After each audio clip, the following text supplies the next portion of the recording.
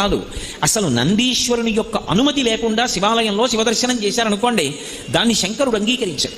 ఎందుచేత అంటే శివదర్శనాన్ని ఇవ్వడానికి మొట్టమొదట ఎవరు అనుగ్రహించాలి అంటే నందీశ్వరుడు అనుగ్రహించాలి.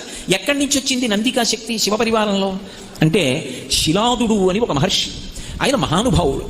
ఆయనకి ఒకప్పుడు ఒక విచిత్రమైనటువంటి కోరిక కలిగింది, నాకు ఒక కుమారుడు కలగాలి, కానీ అందరు పిల్లలు పుట్టినట్టే భార్య యొక్క సహాయము వలన నా తేజస్సు నా భార్య యొక్క శోణితము కలిసి నా భార్య యందు పిండముగా రూపుదిద్దుకొని ఏదో కొన్ని నెలలు ఆమె గర్భము ధరించిన తరువాత బయటికి వచ్చేటటువంటి శిశువు కాదు, అయోనిజుడు కావాలి.